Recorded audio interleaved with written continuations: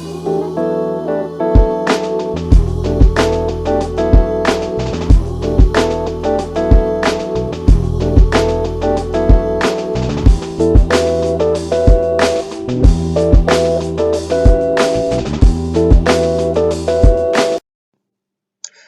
people. Welcome to the latest episode of Rough Draft. I am your host, Kevin Alberto Sabio, and in this episode, we'll be talking about the possible return of the Universal Africana Literary Arts Movement.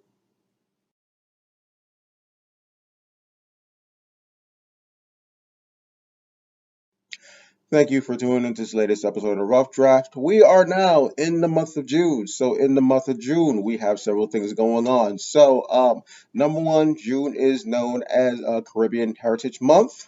Definitely shout out to all my people from the Caribbeans, all my folks from the islands.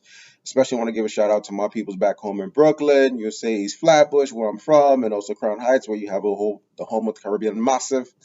Say enough respect to them for their music, their culture, saying everything they've done. You say also their literary contributions, their political contributions. June is also known as Black Music Month. So here in the United States, we celebrate, you're saying, the culture of Black music, everything that we contributed to, you're saying, to everything in music. That's another highlight. Obviously, Father's Day is coming up, so that's June 16th.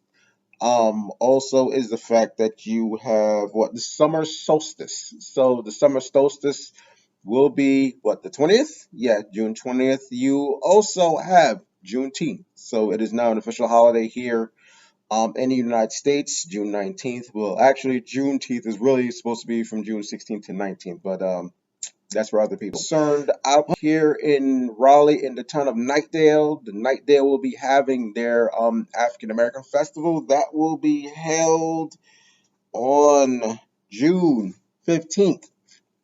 That is a Saturday out here in the town of Knightdale in Raleigh, North Carolina. And also for the month of June, I have a publishing anniversary, which is bang, Demure Nights. This is my erotic novel. I wrote this back in 2015. It is actually my fifth book and my second novel. It was something that was completely different. I'm actually very proud of this particular project. It was something that wasn't as politically tinged as some of my other works. I think, but Demure Nights was something that I really. It was an experiment, and I think I did a very good job of it. It was something that was different. Got to flex my freaky muscles. And basically, I got to show what I could really do as a writer and writing something that I was not known for doing in a completely different genre. Yeah, getting into the subject matter at hand. For those of you who do not know, I used to have an or literary organization known as the Universal Africana Literary Arts Movement.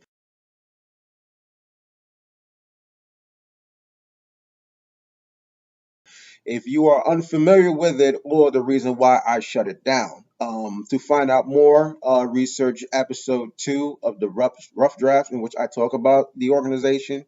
Um, and if you want to know why I shut it down, you need to reference episodes 31 and 36, where I go in depth as far as like why I ended up shutting down my networking organization.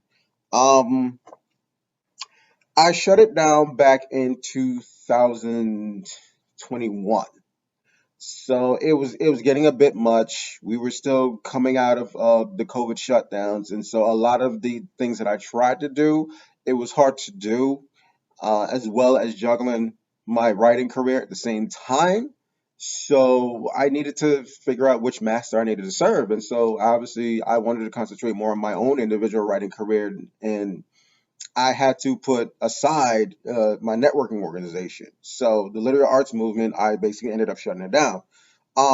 Yes, I called it a movement, but it was pretty much a one man show, and that was the thing about it. It was very overwhelming, and then with the coming pandemic shutdowns, it was very hard to actually do what it is I wanted to do. So there was the online component, and then there was the real world component that I never really got the chance to do. The online component was doing scheduled events lists that I would send out quarterly, or I would say, seasonally for fall, winter, summer, and spring.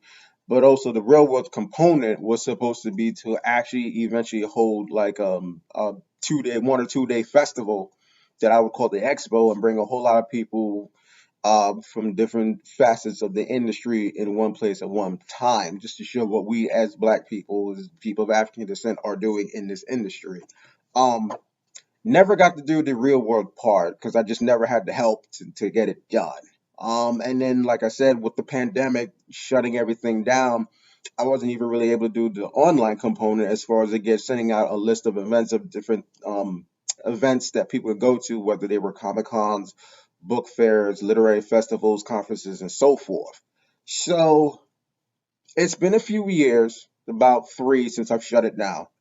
Um, it's actually been in the back of my mind to kind of bring back the literary arts movement because I think they, especially now, there's even more of a need for it.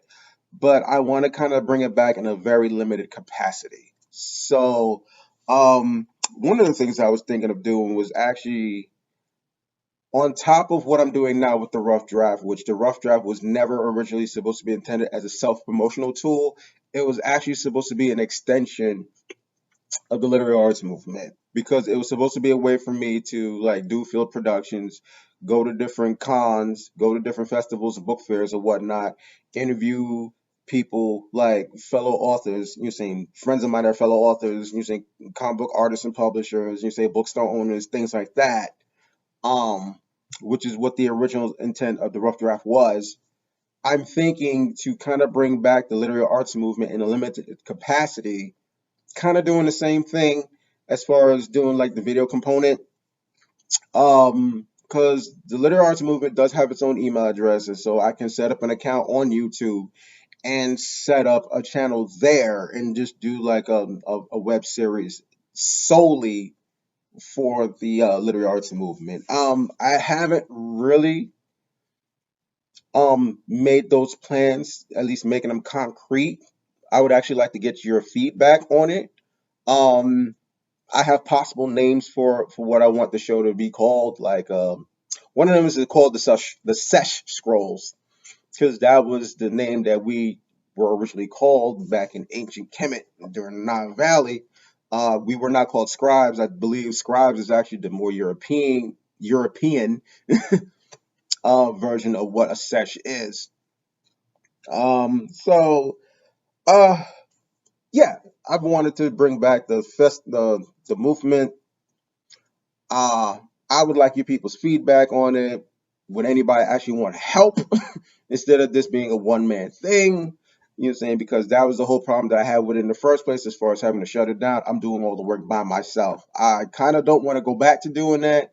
I may want to bring back the scheduled events list in limited capacity. I don't know, but I definitely would like to do another web series, but on a separate channel for the Lyria Arts Movement. So, if you're watching this, please give me your feedback. Please say something in the comment section. Please let me know if you would be willing to help. You know what I'm saying? To reboot the literary arts movement because that would be something that would really help for me to do. This is something I've actually been passionate about. My activism and advocacy. You know, saying in the literary arts. You know, saying helping our people to shine and get our voices heard and have our stories told. So thank you very much for listening to this latest episode of the Rough Draft. If you want to get a copy of any of my personal books, you know where you need to go to get them in paperback format. You go to Author House, Outskirts Press, Create Space, Amazon.com, Barnes Nobles, Books a Million, and I also believe they're available on bookshop.org. My books are also available in ebook format, so you know where you need to go to get those. Kindle, Nook, Kobo, Apple Books, Ever, and Smashwords, Fable, and internationally do Viblio, Tolino, and Gardner's. My ebooks are also available for libraries.